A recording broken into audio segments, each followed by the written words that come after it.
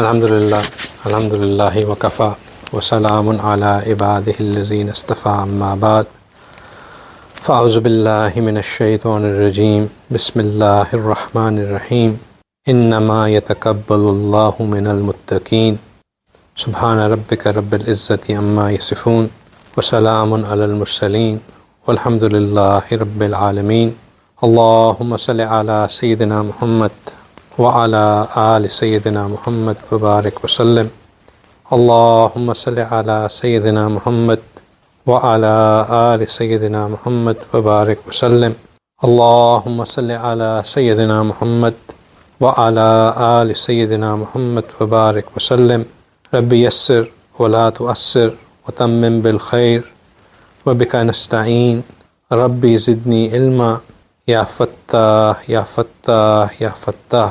الحمدللہ اللہ سبحانہ تعالیٰ کے کرم سے، اللہ کے فضل سے، اللہ سبحانہ تعالیٰ کی رحمت سے ہم ایک بار پھر اس بابرکت مجلس میں حاضر ہیں۔ یہ اللہ سبحانہ تعالیٰ کا فضل ہے کہ اللہ سبحانہ تعالیٰ ہمیں یہ مواقع عطا فرماتے ہیں کہ ہم اس قسم کی مجالس میں حصہ بن سکیں، اس قسم کی مجالس میں شریک ہو سکیں، ان پہ نازل ہونے والے فیوز، ان پہ نازل ہونے والے اللہ سبحانہ تعالیٰ کی رحمتوں کو سمیٹ سکیں۔ اور یہ اللہ سبحانہ تعالیٰ ہی کا کرم ہے کہ اللہ سبحانہ تعالیٰ ہمیں ان مجالس کو کنڈکٹ کرنے، ان مجالس کا اہتمام کرنے اور ان مجالس میں شریک ہونے کی توفیق عطا فرماتے ہیں۔ اگر اللہ کا یہ فضل نہ ہو تو آج ویکنڈ نائٹ ہے، ہم بھی کہیں اور مشغول ہوں، کوئی نہ کوئی گھر والوں کی طرف سے تقاضا آ جائے، کوئی ایسی مجبوری آ جائے کہ ہم بھی کسی نہ کسی کام میں لگے ہوں۔ لیکن اللہ سبحانہ تعالیٰ اپنی رحمت سے، اپنے فضل سے ہمیں یہ توفیق دیتے ہیں کہ ہم ایک ایسی مجلس کا حصہ بن سکیں جہاں پہ اللہ کو یاد کیا جائے، اللہ کا ذکر کیا جائے، اور اللہ کی رحمت کو متوجہ کرنے کے لیے کچھ لوگ ایک دوسرے کے ساتھ اللہ کی محبت کے خاطر جمع ہوں۔ اس پہ ہم جتنا اللہ کا شکر ادا کریں، یہ کم ہے۔ جتنا ہم شکر ادا کریں گے، اللہ اتنی ہی ہمیں مزید توفیق عطا کریں گے کہ ہم اس کام کو جاری رکھ سکیں۔ الحمدللہ اللہ سبحانہ تعالیٰ کا ایک اور احسان، اللہ سبحانہ تعالیٰ کا ایک اور فضل ہمارے اوپر یہ کہ ہم ماہ رجب میں داخل ہو گئے۔ رجب کا مہینہ بہت ہی برکتوں والا مہینہ، رجب کا مہینہ اس تہجد کی مانند ہے جس کے بعد صرف روشنی ہی روشنی پھیلتی ہے۔ جیسے تہجد کا وقت آنے کے بعد صبح صادق کا وقت آتا ہے، صبح صادق کے وقت کے بعد طلوع آفتاب کا وقت آتا ہے، اسی طرح رجب کے بعد شعبان کا مہینہ آتا ہے، اور شعبان کے بعد جو ہے رمضان کا مہینہ آتا ہے۔ اور یہ رمضان کا مہینہ جو ہے یہ رحمتوں کے نزول کا مہینہ ہے۔ اس میں اللہ سبحانہ تعالیٰ اپنی رحمتوں کو بغیر کسی ہنڈرنس کے کھول دیتے ہیں۔ یہ بالکل ایسے ہی ہے کہ اللہ سبحانہ تعالیٰ does not hold any thing back then, بالکل فری فلو آف رحمتیں ہوتی ہیں۔ لیکن جس طرح اگر ایک جگہ بارش ہو رہی ہو، بے انتہا بارش ہو رہی ہو، لیکن آپ نے اس بالٹی کو الٹا کر کے رکھا ہو تو وہ بارش اس بالٹی کے اوپر آ کے گرتی تو ضرور ہے، لیکن اس میں پانی بالٹی میں جمع نہیں ہوتا کیونکہ وہ تو پڑھی ہی الٹی ہوتی ہے۔ اسی طرح اگر ایک زمین ایسی ہو جس کو بالکل بنجر کر دیا گیا ہو، سیمنٹ ڈال دیا گیا ہو، سخت کر دیا گیا ہو، تو بارش اس کے اوپر ہوگی تو ضرور، لیکن اس کے اوپر سے اس میں کوئی ہریالی نہیں پیدا ہوگی، کوئی اس میں بوٹا نہیں نکلے گا۔ وجہ کیا ہوتی ہے کہ آپ نے اس زمین کو تیار نہیں کیا ہوتا۔ نبی پاک صلی اللہ علیہ وسلم کی یہ سنت مبارکہ ہے کہ آپ رمضان کے لیے تیاری رجب سے کرنا شروع کر دیتے تھے۔ رجب وہ مہینہ تھا جہاں آپ رمضان کی فکر میں لگ جاتے تھے۔ رجب، شعبان، پھر رمضان۔ یہی وجہ ہے کہ کہا جاتا ہے کہ رجب بیج بونے کا مہینہ، رجب زمین تیار کرنے کا مہینہ، شعبان بیج بونے کا مہینہ، اور رمضان پھل کھانے کا مہینہ۔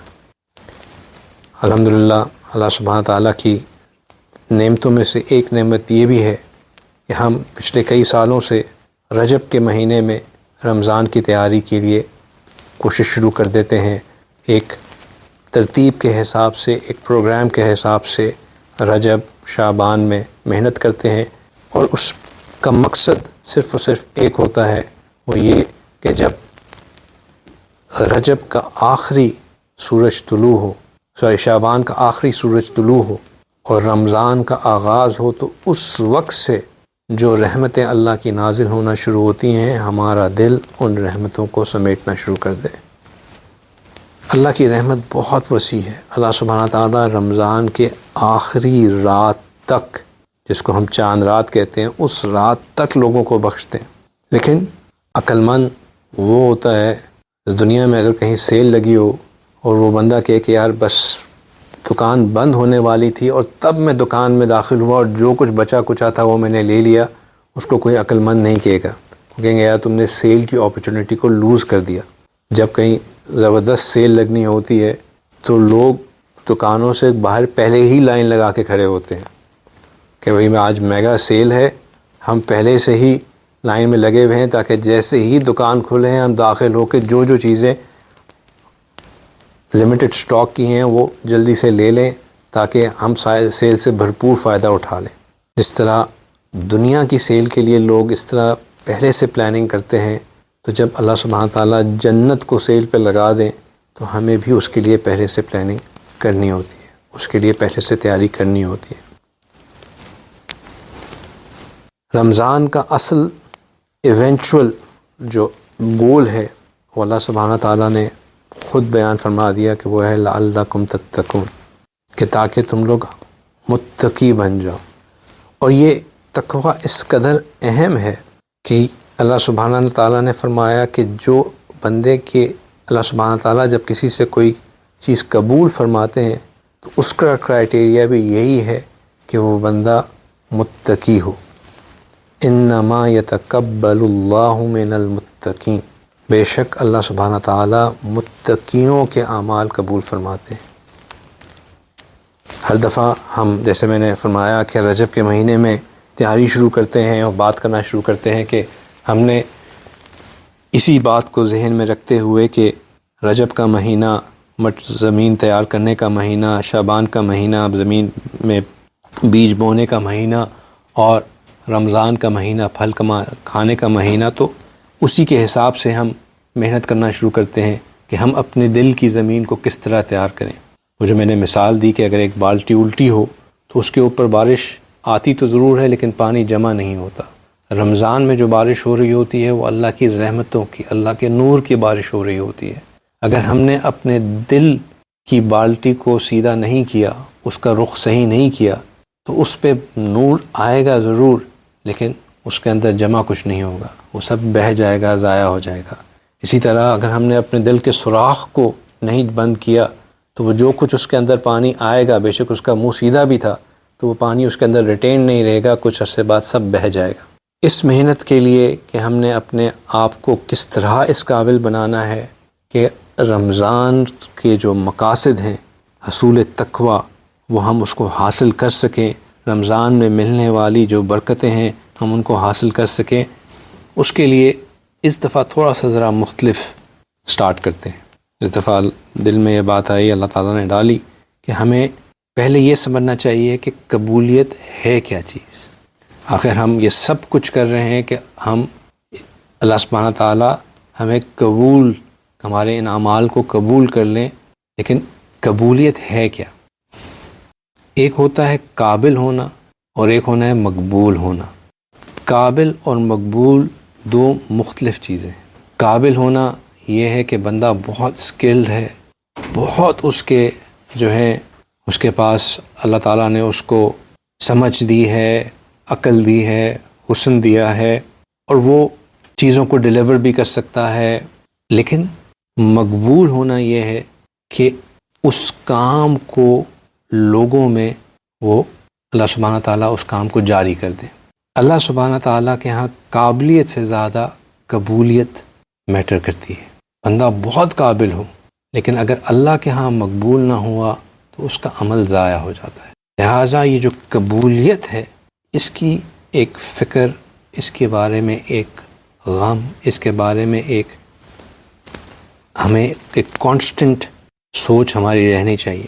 انفیکٹ ہم جو بھی کام کرنے جا رہے ہوں اس کی انڈر لائنگ بیسز ہماری یہ ہونی چاہیے کہ اس کام کا اصل یہ ہے کہ اللہ کے ہاں قبول ہو جائے.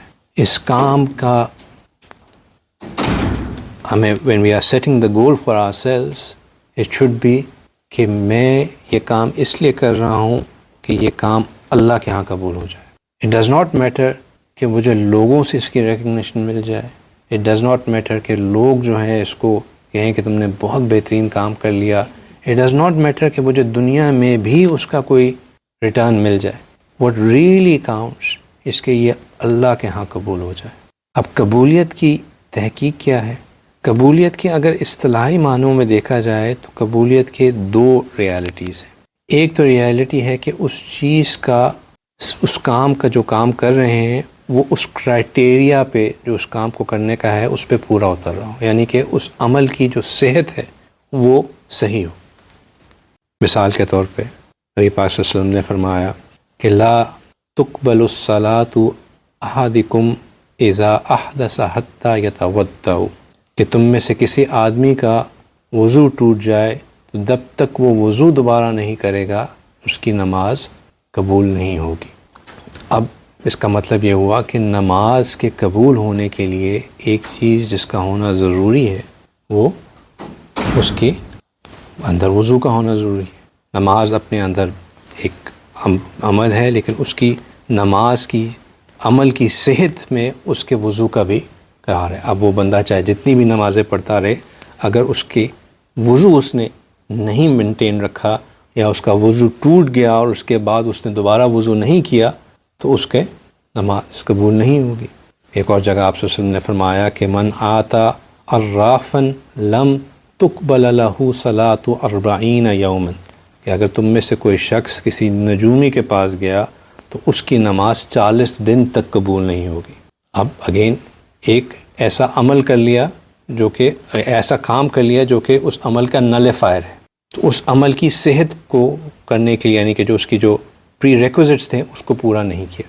تو ایک تو قبولیت کا کام یہ ہے کہ بھئی اس چیز کو جو کام کرنے کے لیے جو اس کے ریکوزٹس ہیں ان کو پورا کیا جائے، وہ ریکوزٹس پورے ہوں گے تو کام قبول ہوگا. اس کی مثال میں اکثر اپنے ساتھیوں کو دیتا ہوں کہ ہم جب کہیں کسی یونیورسٹی میں یا کسی جگہ کا ویزا اپلائی کرنے کے لیے اپلیکیشن دیتے ہیں تو وہ انہوں نے ساتھ پہلے ایک چیک لسٹ دی ہوتی ہے.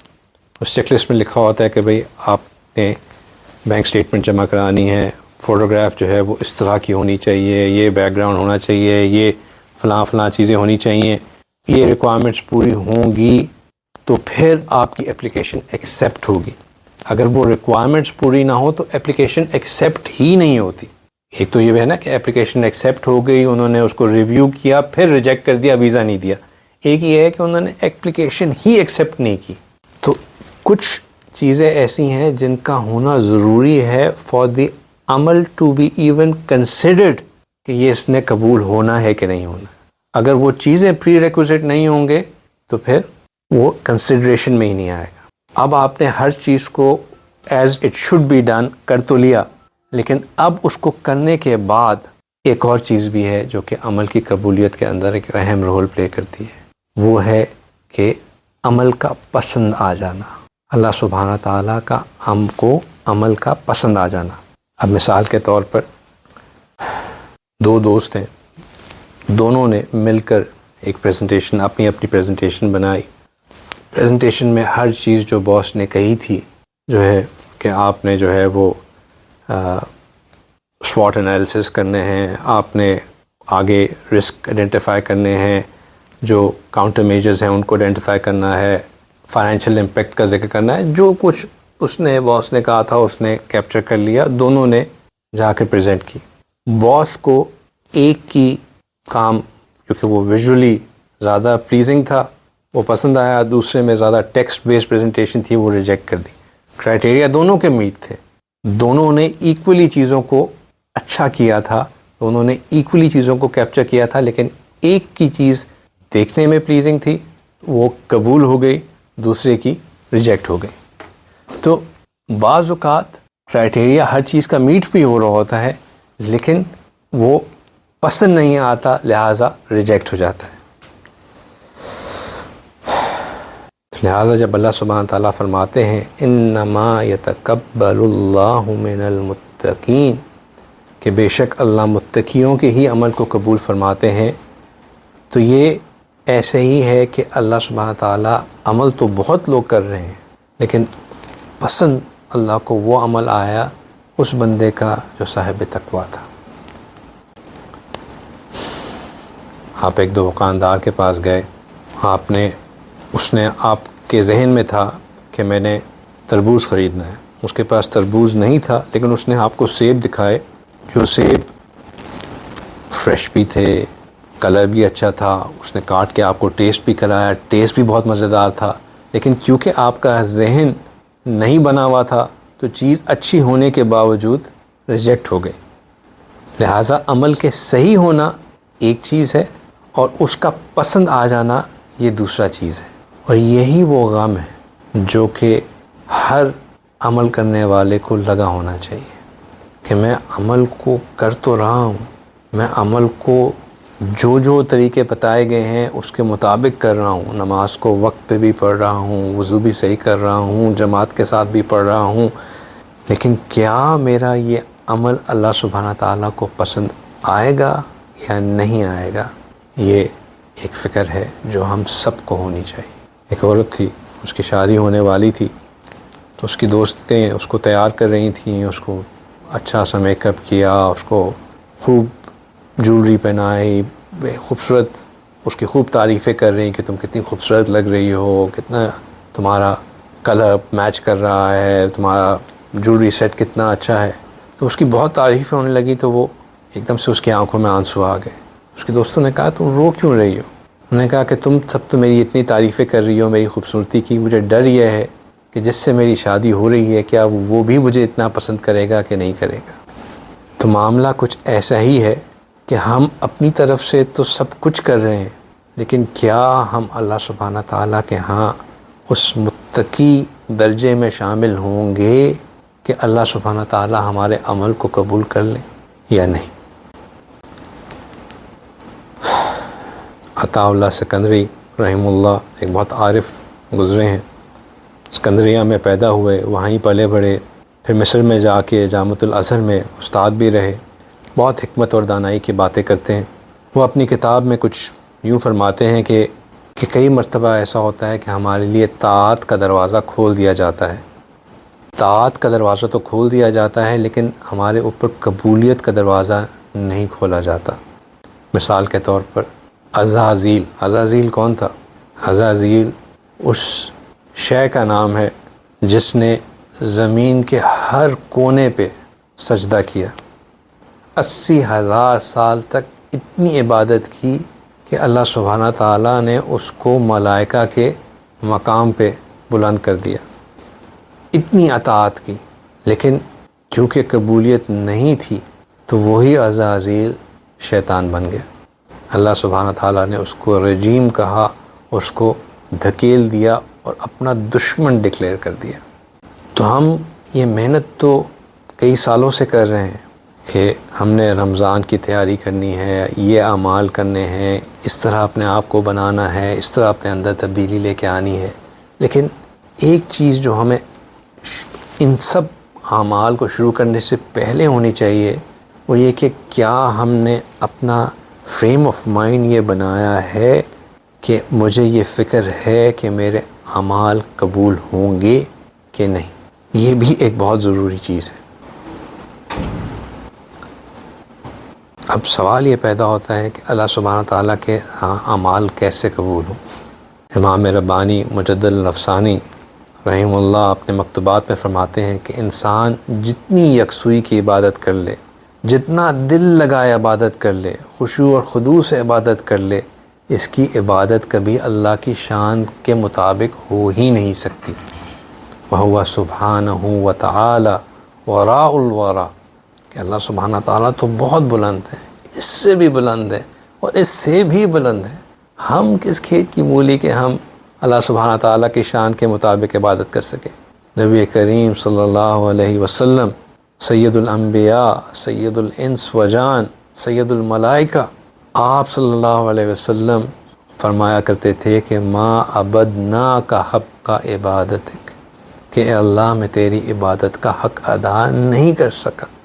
امام ابو حنیفہ رحمہ اللہ 40 سال تک عشاء کے وضو سے فجر کی نماز پڑھتے تھے، 40 سال سے عشاء کی، یعنی کہ وہ ساری رات عبادت میں گزارتے تھے، سوتے ہی نہیں تھے۔ ان کے بارے میں آتا ہے کہ ان کے پڑوس کے بچے ان کو چھت پہ ایک ستون سمجھا کرتے تھے، اتنا لمبا قیام کیا کرتے تھے وہ، اتنا لمبا قیام کرنے والے۔ ایک دفعہ عمرے پہ تشریف لے کے گئے، مقام ابراہیم پہ 2 نفل پڑھے، پھر فرمایا کہ ما عبدنا کا حق کا عبادتک۔ تو اللہ کے ہاں ہماری کیا اوقات کہ ہم کوئی ایسا عمل کر سکیں کہ جو اللہ کے ہاں قبولیت کا مقام رکھتا ہو۔ اللہ کے ہاں جو عمل قبول ہوتا ہے وہ اس لیے قبول ہوتا ہے کہ اللہ سبحانہ تعالیٰ اپنی رحمت سے اس کو قبول کرتے ہیں۔ یہ بالکل ایسے ہی ہے کہ ایک بچہ اسکول جائے، پہلے دن اسکول واپس آئے اور وہ بڑے پراؤڈلی کہے کہ دیکھیں بابا میں نے آج اپنی کاپی میں کیا لکھا۔ آپ دیکھیں اس نے کاپی میں 4-5 لائنیں اسکریبل کی ہوئی، اوکے بابا میں نے آج ABC لکھی، لیکن وہ ABC کہیں سے بھی نہیں لگ رہی، وہ بس صرف لائنیں جو ہے وہ اسکریبل ہوئی ہوئی ہیں۔ آپ اس کی تعریفیں کر کر کے نہ تھکیں کہ ماشاء اللہ میرے بیٹے نے تو زبردست کام کر دیا، چلو آج اس کے لیے ٹریٹ کرتے ہیں، رات میں جی آئس کریم آ رہی ہے، ٹریٹ ہو رہی ہے، بچے کو ایک گفٹ بھی مل گیا ہے۔ کس بات پہ؟ اسکربلنگ کرنے پہ۔ آپ نے یہ سب کچھ کیوں کیا؟ اس کو انکریج کرنے کے لیے، اس کی حوصلہ افزائی کرنے کے لیے کہ بھائی وہ ڈسکریج فیل نہ کرے، وہ کام میں لگا رہے۔ تو اللہ سبحانہ تعالیٰ بھی اپنی رحمت سے ہماری ان عبادتوں کو قبول کرتے ہیں۔ یہی وجہ ہے کہ دخول فی الجنہ جو ہے وہ کس چیز کے اوپر ہے؟ اس کا انحصار وہ اللہ کی رحمت کے اوپر ہے۔ جنت کا داخلہ انسان کی عبادت سے نہیں تعلق، اس کا انسان کے عمل سے نہیں تعلق، اس کا تعلق اللہ سبحانہ تعالیٰ کی رحمت سے ہے۔ نبی پاک صلی اللہ علیہ وسلم نے فرمایا کہ تم میں سے کسی بندے کا عمل اس کو جنت میں داخل نہیں کرے گا اور نہ ہی اس کو جہنم سے نکالے گا۔ صحابہ اکرام نے پوچھا کہ یا رسول اللہ آپ کا بھی؟ آپ صلی اللہ علیہ وسلم نے کہا میرا بھی۔ یعنی کہ ماں سوائے اللہ کی رحمت کے نبی پاک صلی اللہ علیہ وسلم فرماتے ہیں کہ میں خود بھی جنت میں داخل نہیں ہوں گا۔ اب طالب علم کے طور پہ ذہن میں ایک سوال آ سکتا ہے کہ اللہ سبحانہ تعالیٰ نے سورہ نحل میں فرمایا کہ ادخلوا الجنۃ بما کنتم تعملون، کہ جنت میں داخل ہو جاؤ اپنے عمل کی بدلے۔ تو اب ایک طرف قرآن پاک کی آیت مبارکہ کہ اللہ سبحانہ تعالیٰ فرما رہے ہیں کہ داخل ہو جنت میں اس کے بدلے جو تم نے کیا، اور ایک طرف نبی پاک صلی اللہ علیہ وسلم فرما رہے ہیں کہ تم جنت میں داخل ہو ہی نہیں سکتے اللہ کی رحمت کے سوا۔ تو اب اس میں کس طرح اس کو بات کو سمجھیں؟ تو نبی پاک صلی اللہ علیہ وسلم نے ایک اور جگہ بھی فرمایا کہ جنت میں داخلہ دخول فی الجنہ جو ہے وہ اللہ سبحانہ تعالیٰ کے فضل کے اوپر ہے، وَدَرَجَاتُهُ بِحَسْبِ اعمال، اور اس کے جو درجات ہیں وہ اعمال کے برابر ہیں۔ تو لہٰذا یہ جو اللہ سبحانہ تعالیٰ فرما رہے ہیں کہ جنت میں داخل ہو جاؤ، یہ جنت کے اس مقام کے بارے میں ہے کہ اس درجے کے بارے میں ہے کہ جو تمہارے اعمال کے حساب سے۔ ابن جوزی رحمہ اللہ فرماتے ہیں کہ اس حدیث کی تحقیق یہ ہے کہ انسان کو عمل کی توفیق ملتی ہے وہ اللہ کی رحمت کی وجہ سے ہوتی ہے، کہ اگر ان دونوں کی تطبیق کرنی ہو سب مسائل کی کہ جنت سے دخل ہوگا یا اگر جنت میں درجات جو ملنے ہیں وہ عمل کی وجہ سے ہیں، تو وہ پھر جب داخلہ یا رحمت کے اوپر موقوف ہے تو پھر عمل کہاں سے اور پھر درجات کہاں سے؟ تو اس کا آسان جو انہوں نے تطبیق کی، اس کو کنکلوڈ کیا سارے معاملے کو، وہ یہ سمجھا کے کہ جو عمل کی توفیق ملتی ہے وہ بھی اللہ کی رحمت سے ملتی ہے، یہ اللہ کی رحمت ہوتی ہے۔ وہی جو بات ہم نے شروع میں کی کہ اللہ کی رحمت ہے کہ ہم یہاں بیٹھے ہوئے ہیں، اس میں نہ تو میرا کوئی کمال، پچھلے 3 ہفتے مجلس نہیں ہوئی، کسی ایک بندے نے کوئی کر سکتا تھا زبردستی کہ مجلس ہو جائے، ہم سب نے بیچ میں سوچا ضرور، کسی نے میسج کر کے پوچھ لیا کہ آج مجلس کیوں نہیں ہو رہی، کیا وجہ بنی، لیکن جب تک اللہ کی توفیق نہیں تھی ہو سکی مجلس نہیں ہو سکی۔ کوئی نہ کوئی عذر آ گیا، مہمان آ گئے، سفر آ گیا، کچھ ہو گیا، یہ اللہ نے رحمت فرمائی، اللہ نے کرم فرمایا تو ہم آج یہاں بیٹھ گئے اور یہ مجلس ہو گئی۔ تو یہ اللہ کی رحمت کا ہی نتیجہ ہے کہ بندے کو عمل کی توفیق ملتی ہے۔ اگر اللہ رب العزت کی اس بندے پر رحمت نہ ہوتی، نہ یہ ایمان حاصل کر پاتا، نہ عمل کرنے کی توفیق ملتی، تو پھر اس کو جنت کیسے مل جاتی؟ تو جو جنت ملی تو وہ یہی رحمت تھی جو دنیا سے شروع ہوئی۔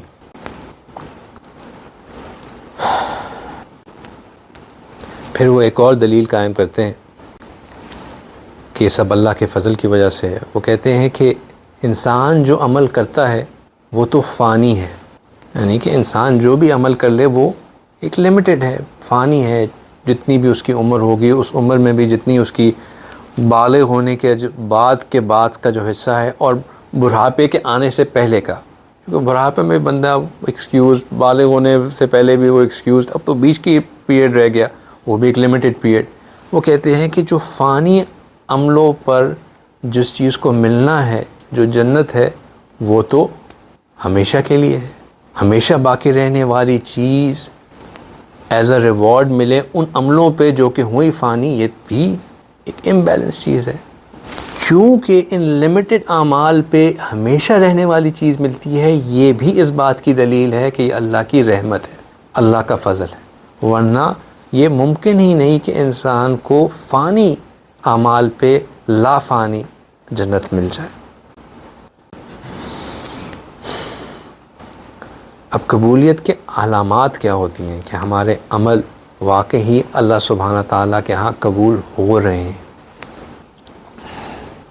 پہلا جو کرائٹیریا ہے عمل کے قبول ہونے کا، یا اس بات کو خود گیج کرنے کا، یا لٹمس ٹیسٹ سمجھ لیں جس کے اگینسٹ آپ گیج کر سکیں کہ واقعی یہ عمل قبولیت قبول ہو رہا ہے، یعنی کہ مقبول ہو رہا ہے یا نہیں، وہ یہ ہے کہ اللہ سبحانہ تعالیٰ سنت کے مطابق عمل کرنے کی توفیق عطا فرما دیتے ہیں۔ بندہ جو کام بھی کرتا ہے وہ عین شریعت اور سنت کے مطابق ہوتا ہے، اس میں اپنی من مرضی نہیں چلا رہا ہوتا۔ یہ نہیں ہوتا کہ ہم فجر کے وقت کہیں کہ آج مجھے بس ایسا اللہ تعالیٰ نے طبیعت کھولی ہوئی تھی، قرآن سے ایسی لگاؤ ہو رہا تھا کہ میں نے کہا کہ بس آج 4 رکعت سنت پڑھ لوں، میں خوب قرآن کی تلاوت کر لوں اور پھر 4 رکعت فرض پڑھ لوں۔ یہ نہیں ہو سکتا۔ جو عمل جس طرح کیا گیا اسی طریقے سے کرنے میں اس کی قبولیت ہے۔ جب انسان اپنی انوویشن چیزوں میں لینا کہ آنا شروع کر دیتا ہے، یہ سمجھ کے کہ میں اگر اس کو اس طرح کر لوں گا تو یہ زیادہ ہو جائے گا، تو اللہ سبحانہ تعالیٰ نے اس کو بدعت قرار دے دیا۔ جب کوئی چیز انسان اجر کی نیت سے، اس امید سے کہ اس کام کو کرنے سے مجھے ثواب ملے گا، یہ مجھے اللہ کے ہاں، یہ اللہ یا اللہ کے رسول کا بتایا ہوا طریقہ ہے اور اس کو کرنے پہ مجھے اللہ کی طرف سے ثواب ملے گا، ایسا عمل کرے جو کہ نبی پاک صلی اللہ علیہ وسلم یا ہماری شریعت کا نہیں سکھایا ہوا، تو وہ بدعت ہے، اور وہ عمل مردود ہے، وہ عمل ناقابل قبول ہے۔ جس شخص کو اپنے اعمال کو سنت کے مطابق کرنے کی توفیق مل جائے، یہ اس کے لیے خوشخبری ہے کہ اللہ سبحانہ تعالیٰ نے آپ کے اعمال کو قبول فرما لیا۔ ہم نے الحمدللہ بہت تفصیل سے عبادات سے لے کے معاشرت کے معاملات تک ہر کام کو سنت طریقے سے کرنے کے اوپر بات کی۔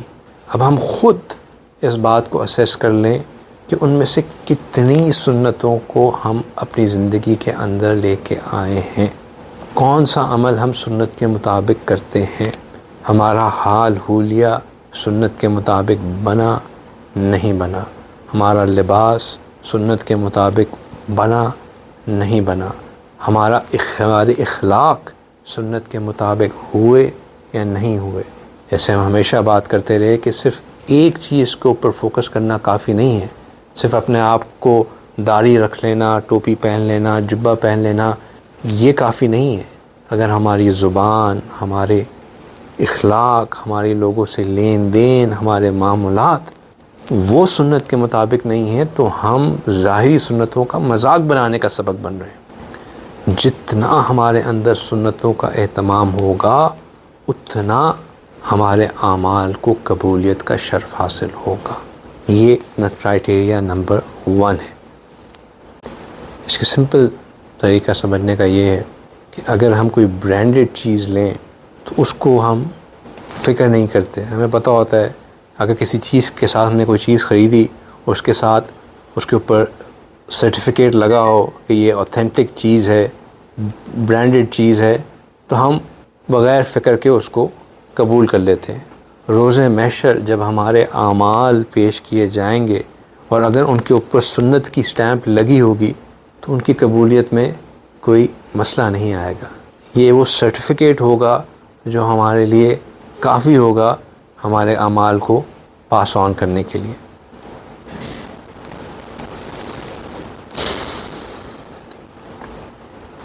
پھر جو دوسری چیز قبولیت عمل میں ایک رول پلے کرتی ہے وہ ہے کہ انسان جو عمل کرتا ہے اس کے اعمال اور احوال میں ترقی ہوتی ہے، ایک عمل کے بعد دوسرے عمل کی توفیق ملتی ہے، دروازہ کھلتا چلا جاتا ہے۔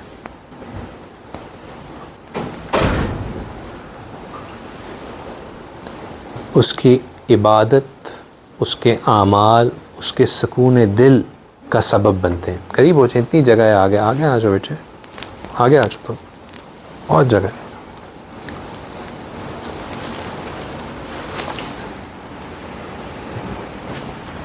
آپ ادھر آ جائیں، ادھر عمر کے سامنے۔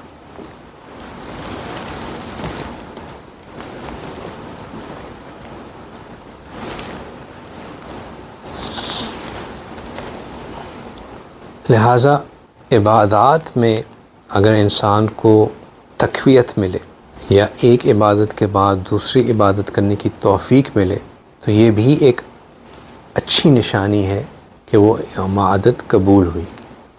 اگر آپ نے ایک نئے عمل کیا اس کے بعد وہ دوبارہ اس کو کرنے کی توفیق ہی نہیں ملی تو یہ ایک پریشانی والی بات ہے۔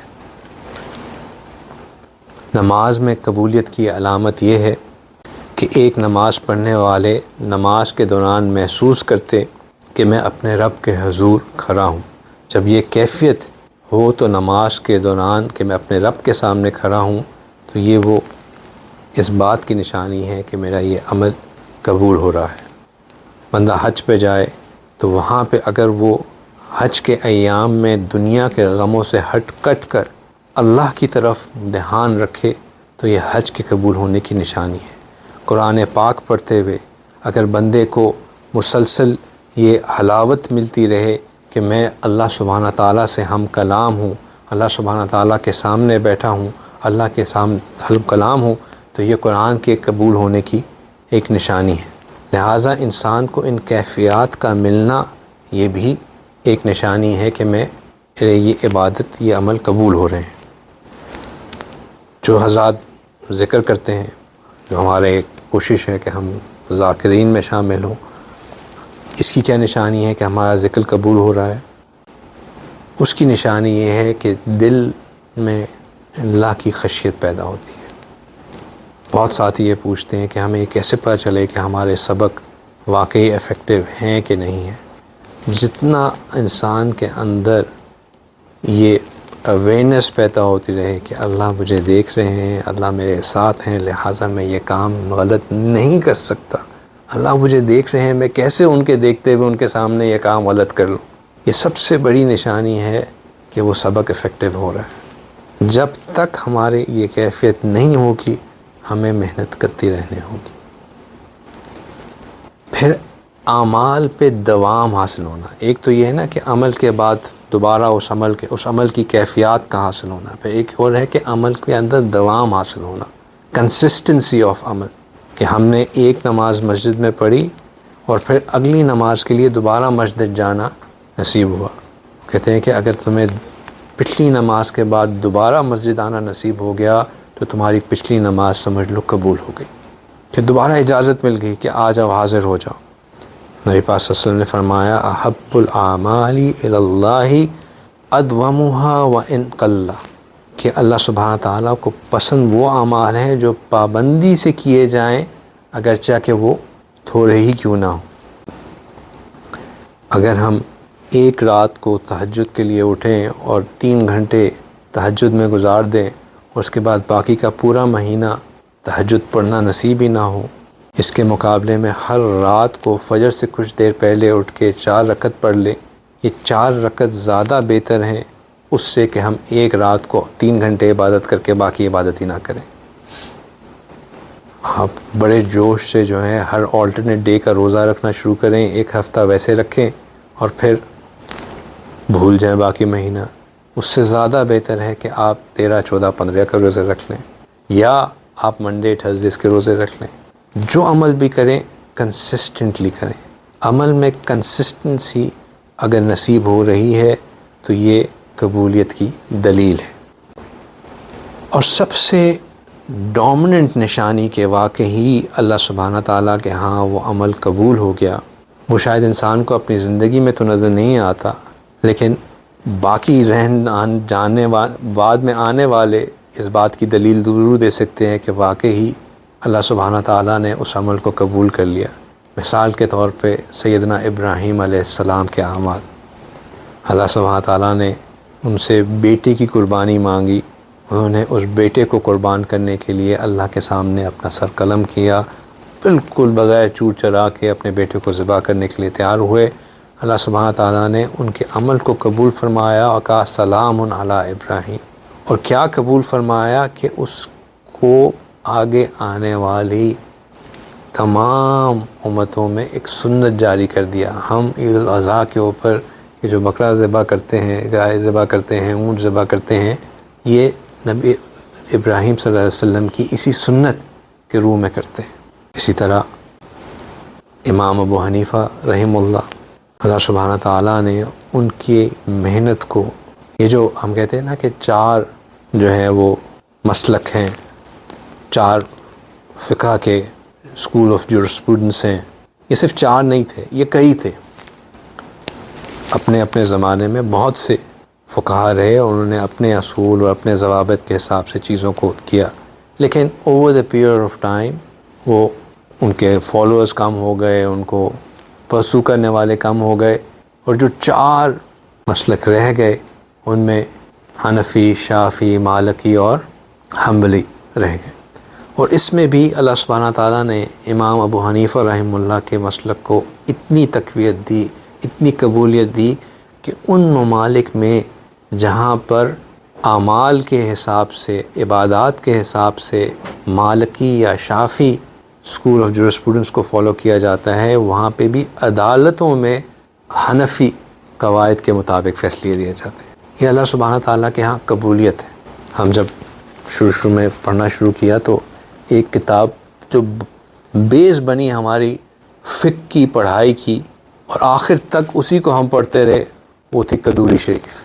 قدوری شریف کو پڑھنا شروع کرتے ہیں ابتدائی سالوں میں، اسی کے اوپر پھر باقی فقہ کی تمام کتابیں اسی کی عبارت کو لے کے اس کی تفصیل پڑھا رہی ہوتی۔ حالانکہ امام قدوری رحمہ اللہ نے وہ کتاب جب لکھی تھی، انہوں نے شاید نہیں سوچا ہوگا کہ یہ اتنی زیادہ مقبول ہوگی۔ جتنے حضرات آج تک علم حاصل کرتے ہیں، آگے جا کے عالم بنتے ہیں، وہ سب کے سب اس کتاب کو پڑھتے ہیں، سب کے سب اس کتاب کو آگے پڑھاتے ہیں، سب کے سب اسی کتاب کی عبارات کو لے کے پھر اس کی شرح کو لکھتے ہیں، شرح سے پڑھاتے ہیں۔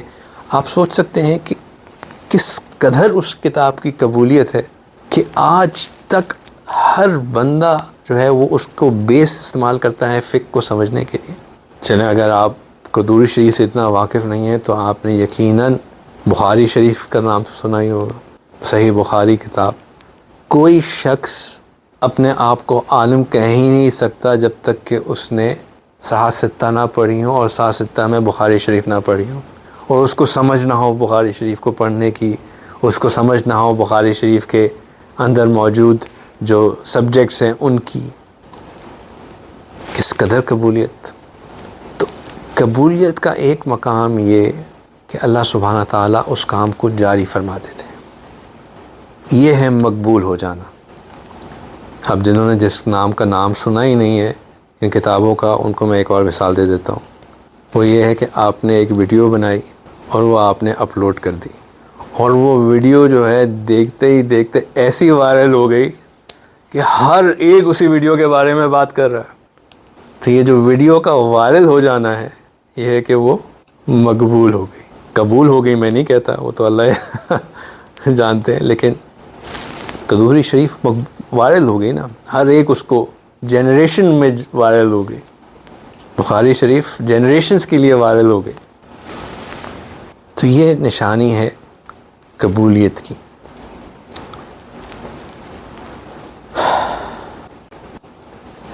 لیکن جو چیز غور طلب ہے وہ یہ ہے کہ یہ انبیاء علیہ السلام، یہ محدثین، یہ فقہا، یہ جو اللہ کے ہاں مقبول ہوئے، قبول ہوئے، انہوں نے زندگی میں کبھی بھی اپنے اعمال کے اوپر فخر نہیں کیا۔ انہوں نے کبھی بھی یہ نہیں سوچا کہ میں یہ جو کام کر رہا ہوں نا یہ تو بس فور گرانٹیڈ ہے، یہ تو ہوا ہی ہوا۔ حالانکہ انبیاء علیہ السلام کے معاملے میں تو اللہ نے خود حکم فرمایا کہ یہ کام کریں، اللہ کے حکم کے مطابق اللہ کی مدد سے انہوں نے کام کیا، لیکن پھر بھی یہ نہیں سوچا کہ یہ کام قبول ہو جائے گا۔ امام قدوری رحمہ اللہ کے بارے میں آتا ہے کہ جب انہوں نے قدوری شریف لکھی تو انہوں نے قدوری شریف کو لے کے پھر وہ حرم گئے، اور وہاں پہ انہوں نے طواف میں اللہ سبحانہ تعالیٰ سے مسلسل یہ دعا فرمائی کہ یا اللہ اس کتاب کو قبول فرما لیجیے، اور اس میں اگر کوئی چیز ایسی ہے جو اس میں ناقابل قبول ہے تو اس کو تبدیل کر دیں۔ علماء لکھتے ہیں کہ اس طواف کے بعد ان کی کتاب میں خود بخود 3-4 جگہوں پہ تبدیلی ہو گئی، اور وہ کتاب پھر اللہ کے ہاں مقبول ہوئی۔ اگر میں مبالغہ نہیں کروں، مجھے 100% یہ بات صحیح یاد نہیں ہے، لیکن امام بخاری رحمہ اللہ نے اپنی ہر حدیث کو لکھنے سے پہلے 2 رکعت نفل پڑھے، اللہ سبحانہ تعالیٰ سے قبولیت کی دعا کی، اور پھر اس حدیث کو نوٹ کیا۔ غسل کر کے 2 رکعت۔ تو یہ ان کے اندر ایک فکر تھی۔ اسی طرح انبیاء علیہ السلام نے کبھی بھی فور گرانٹیڈ نہیں لیا، اور اللہ سبحانہ تعالیٰ خود اس بات کو نوٹ کرتے ہیں۔ ابراہیم علیہ السلام کے بارے میں کہتے ہیں کہ وَإِذْ يَرْفَعُ إِبْرَاهِيمُ الْقَوَاعِدَ مِنَ الْبَيْتِ وَإِسْمَاعِيلَ رَبَّنَا تَقَبَّلْ مِنَّا، کہ جب ابراہیم علیہ السلام نے اسماعیل علیہ السلام کے مل کر بیت اللہ کو کھڑا کیا تو انہوں نے پہلی چیز اللہ سے یہ کہی کہ ربنا تقبل منا، یا اللہ اس کو ہماری طرف سے قبول فرما لیجیے۔ یہ نہیں کہا کہ اللہ آلرائٹ جاب ڈن، آپ نے کہا تھا ویئر از دا ریوارڈ، شو می دا منی۔ پہلی چیز ربنا تقبل منا، یا اللہ اس کو ہماری طرف سے قبول کر لیجیے۔ رب اجعلنی مقیم الصلاۃ ومن ذریتی ربنا وتقبل دعا، یا اللہ میری دعا کو قبول کر لیجیے، میری اولاد کو نیک کر لیجیے، ان کو نمازی بنا دیجیے۔ ربنا وتقبل دعا، دعا قبول کر لیجیے۔ عمران علیہ السلام کی اہلیہ جب وہ حاملہ ہوئیں، امید سے ہوئیں، تو انہوں نے اپنی بچے کو یہ نیت کر لی کہ جو اللہ سبحانہ تعالیٰ مجھے بچہ دیں گے میں اس کو اللہ کی راہ کے لیے وقف کر دوں گی۔ دعا کی اللہ سبحانہ تعالیٰ سے، رب انی نذرت لک فی بطنی محررا فتقبل منی، کہ اللہ اس کو میری طرف سے قبول فرما لیجیے۔ نبی پاک صلی اللہ علیہ وسلم ہر عمل سے پہلے ان کی دعاؤں میں مسلسل یہ بات آتی ہے کہ یا اللہ اس کو ہماری طرف سے قبول فرما لیجیے۔ اللہم لک صمت وعلی رزقک افطرت فتقبل منی، روزے کی دعا۔ تو اللہ سبحانہ تعالیٰ رحیم ہے، اللہ سبحانہ تعالیٰ کریم ہے، اللہ سبحانہ تعالیٰ کی رحمت اور وسعت ہر چیز پہ چھائی ہوئی ہے، لیکن اللہ سبحانہ تعالیٰ کی ایک اور صفت بھی ہے، اور یہ ہے کہ اللہ سبحانہ تعالیٰ بے نیاز ہے۔ جب بندہ کسی چیز کا مالک ہوتا ہے نا تو وہ اس کی مرضی ہوتی ہے کہ وہ اس چیز کے ساتھ جو مرضی کرے۔ آپ ایک سیب آپ کی ملکیت میں ہے، اب آپ اس سیب کو فریزر میں رکھ دیں فریز کر دیں، یا آپ اس سیب کو چولہے پہ رکھ دیں، اس کو جلا دیں۔ کوئی آپ سے کہے گا کہ آپ نے سیب کے ساتھ ایسا کیوں کیا؟ کوئی کہے گا کہ آپ ظالم ہیں۔ آپ اس کے مالک تھے، آپ نے اس سیب کے ساتھ جو کرنا چاہا کیا۔ اللہ سبحانہ تعالیٰ بھی ہمارے مالک ہیں، ہم اللہ سبحانہ تعالیٰ کی ملک ہیں، ہم اللہ سبحانہ تعالیٰ کی مملوک ہیں، مطلب He has full authority and complete right to do whatever He wishes to do with us۔ اور یہ اللہ سبحانہ تعالیٰ کی شان بے نیازی ہے، جس کی وجہ سے لوگ جس نے اللہ کو پہچانا وہ اللہ سے ڈرتا رہا، اللہ کی تدبیر سے ڈرتے رہے۔ ضروری نہیں ہے کہ جو ہماری امیدیں ہوں وہ پوری ہو کے رہیں۔ اللہ سبحانہ تعالیٰ کہتے ہیں وَاعْلَمُوا أَنَّ اللَّهَ يَحُولُ بَيْنَ الْمَرْءِ وَقَلْبِهِ، کہ جان لو اللہ بندے اور اس کے دل کے ارادوں کے درمیان حائل ہو جاتا ہے۔ ہم بڑی امیدیں لا کے رکھیں کہ ہم تو یہ بھی ہو جائے گا، یہ بھی کر رہے ہیں، ابھی سے محنت کرنا شروع کی ہے، رمضان تک تو ہمیں کیا کیا نہیں مل جائے گا۔ ہماری محنت اپنی جگہ، اللہ کی دین اپنی جگہ۔ اللہ سبحانہ تعالیٰ کہتے ہیں فَآمِنُوا مَكْرَ اللَّهِ، کہ کیا تم are you safe from the plots of Allah سبحانہ تعالیٰ؟ أَفَآمِنُوا مَكْرَ اللَّهِ، نہیں۔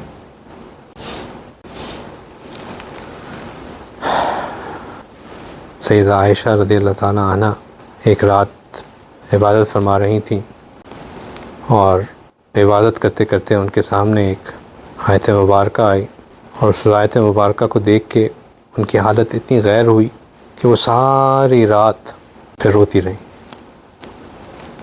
سورہ زمر میں اللہ سبحانہ تعالیٰ فرماتے ہیں وَبَدَا لَهُم مِّنَ اللَّهِ مَا لَمْ يَكُونُوا يَحْتَسِبُونَ، اور ان کو قیامت کے دن ایک ایسا معاملہ پیش آئے گا جس کا وہ گمان بھی نہیں کرتے تھے۔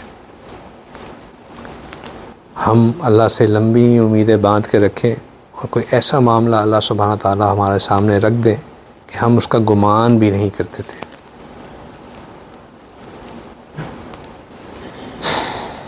یہی وجہ ہے کہ اللہ سبحانہ تعالیٰ کہتے ہیں کہ جو لوگ واقعی اللہ کو پہچانتے ہیں ان کی کیفیت بیان کرتے ہیں کہ وَالَّذِينَ يُؤْتُونَ مَا آتَوْا وَقُلُوبُهُمْ وَجِلَتْ، کہ وہ لوگ دیتے ہیں جو کچھ بھی وہ دیتے ہیں اور ان کے دل جو ہے وہ ہل رہے ہوتے ہیں، ان کے اوپر ایک وجلت طاری ہوتی ہے، أَنَّهُمْ إِلَىٰ رَبِّهِمْ رَاجِعُونَ، ان کو یہ فکر ہوتی ہے کہ انہوں نے لوٹ کر اپنے اللہ کے پاس جانا ہے۔ إِلَىٰ رَبِّهِمْ رَاجِعُونَ، انہوں نے لوٹ کے اللہ کے پاس جانا ہے۔ What will happen then؟ ابھی تو ہم بڑے شیخ بن رہے ہیں، سخی بن رہے ہیں، دے رہے ہیں کثرت سے، لیکن کیا اللہ کے سامنے جا کے یہ چیز واقعی قبول ہوگی یا نہیں قبول ہوگی؟ بنی اسرائیل کا ایک عابد تھا، 300 سال عبادت کی، 300 سال اس نے عبادت میں گزاری۔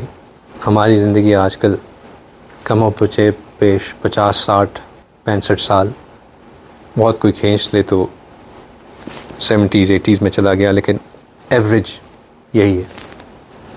اس کو اللہ سبحانہ تعالیٰ نے 300 سال صرف عبادت میں گزارنے کی توفیق عطا فرمائی، حتیٰ کہ وہ اس مقام پہ پہنچ گیا کہ وہ مستجاب الدعوات بھی بن گیا۔ اتنے بڑے درجے پہ پہنچنے کے بعد اللہ سبحانہ تعالیٰ نے ایک معاملے میں اس سے غلطی کروائی، اس نے اپنی نفس کی، اپنی خواہش کی پیروی کی، اور پھر اسی کے بارے میں اللہ سبحانہ تعالیٰ نے قرآن میں جو الفاظ اس کے لیے استعمال کیے وہ فرمایا کہ وَمَثَلُهُ كَمَثَلِ الْكَلْبِ، کہ وہ ایسا ہو گیا جیسا کہ کتا ہوتا ہے۔ تو اللہ سبحانہ تعالیٰ اپنے اس بندے کو جس کو وہ اس مقام پہ پہنچا دیں کہ وہ مستجاب الدعوات ہو، 300 سال عبادت کی توفیق عطا فرمائے، جب کھینچنے پہ آئے تو اس کو اس دنیا میں ہی ایسا بنا دیں کہ وہ ایسا ہو جیسا کہ کتا ہو۔ حضرت شیخ الحدیث عبداللہ اندلوسی کا واقعہ کئی دفعہ ہم پہلے ذکر کر چکے ہیں۔ بہت بڑے شیخ الحدیث تھے، 1,00,000 احادیث ان کو ایسے یاد تھیں جیسے ہمیں قل هو اللہ احد یاد ہوتی ہے۔ حافظ قرآن تھے، لاکھوں طلباء کے استاد تھے۔ ایک بستی سے اپنے ساتھیوں کے ساتھ گزر رہے تھے، وہاں پہ عیسائیوں کی بستی تھی، گھروں کے اوپر ان کے کراس لگے ہوئے تھے، تو انہوں نے دل میں یہ خیال آیا کہ یہ کتنے احمق لوگ ہیں کہ یہ اس صلیب کی جو ہے وہ نشانی کرتے ہیں اور اللہ کے ساتھ کسی کو شریک ٹھہراتے ہیں۔ یہ خیال آیا کہ احمق لوگ ہیں کہ یہ اللہ کے ساتھ کسی کو ٹھہراتے ہیں۔ اس بات پہ ان کی پکڑ ہو گئی کہ کیا یہ تمہاری عقل مندی ہے جو تم اللہ کی عبادت میں لگے ہوئے ہو، اور ان کا احمق پنا ہے کہ یہ اس میں لگے ہوئے ہیں، یا یہ اللہ کی رحمت ہے جو تم اس میں لگے ہوئے تھے۔ جتنا انسان کا درجہ اللہ کے ہاں بلند ہوتا ہے اتنی ہی پکڑ سخت ہوتی ہے۔ حالانکہ کوئی انہوں نے گناہ کبیرہ نہیں کیا تھا، صرف اس بات پہ ان کی پکڑ ہوئی، اور اس کے بعد کیا ہوا کہ جتنی ان کی کیفیات تھیں اللہ سبحانہ تعالیٰ نے سلب کر لی۔ وہ ایک کنویں پہ گئے اپنے لوگوں کے ساتھ کے پانی پیے، وہاں پہ بستی کے کچھ خواتین تھیں، ان میں سے کسی ایک پہ نظر پڑی، اس پہ دل آ گیا، انہوں نے فیصلہ کیا کہ میں بس اب اس بستی میں ہی رہوں گا اور یہاں پہ اس عورت سے شادی کروں گا۔ ساتھیوں کو بھجوا دیا۔ بہت مختصر کر کے بتا رہا ہوں قصہ۔ اس گھر پہ تشریف لے گئے جہاں پہ جس گھر کی وہ بچی تھی، کہا کہ میں آپ کی بچی سے شادی کرنا چاہتا ہوں۔ انہوں نے کہا کہ بھائی ہم تمہیں نہیں جانتے، تم ہمیں نہیں جانتے، تو تم ہمارے ساتھ کچھ وقت گزارو، 1-2 سال گزارو، ہم مانوس ہو جائیں تو پھر تمہاری شادی کر لیں گے۔ انہوں نے کہا قبول ہے؟ انہوں نے کہا ہاں قبول ہے۔ انہوں نے کہا ٹھیک ہے، اب تم نے گزارنا ہی ہے تو یہ ہمارے سور ہیں، تم ان کے چروائے بن جاؤ۔ انہوں نے کہا ٹھیک ہے قبول ہے۔ اب وہی عصا، وہی امامہ، وہی جبہ جس سے وہ خطاب کرتے تھے، امامت کرتے تھے، لوگوں کو ترغیب کرتے تھے، وہی ہاتھ میں پکڑا ہوا اور اسی سے لے کے وہ ان سوروں کو چرانے پہ لگے ہوئے۔ خیر امام شبلی ان کے ایک شاگرد تھے، ان کو بہت دکھ تھا کہ ہمارے استاد کے ساتھ یہ کیا ہوا۔ کچھ عرصے بعد وہ واپس گئے، پتہ کیا کہ بھائی امام عبداللہ کہاں ہیں؟ انہوں نے کہا کہ جاؤ وہاں باہر چلا رہے ہوں گے سوروں کو، وہاں جا کے دیکھو۔ دیکھا، وہاں پہنچے تو واقعی وہی عصا انہوں نے پکڑا ہوا، وہی جس میں وہ خطبہ دیا کرتے تھے، خطاب کرتے تھے، اس عصا سے اب وہ سوروں کو چلا رہے ہیں۔ امام شبلی قریب ہوئے اور فرمایا کہ آپ تو حافظ قرآن تھے، کیا قرآن کی کوئی آیت یاد ہے؟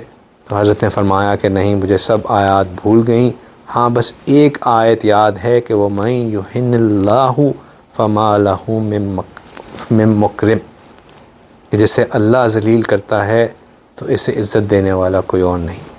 فرمایا آپ تو محدث تھے، اتنی حدیثیں یاد تھیں، حافظ الحدیث تھے، کوئی تو حدیث یاد ہوگی۔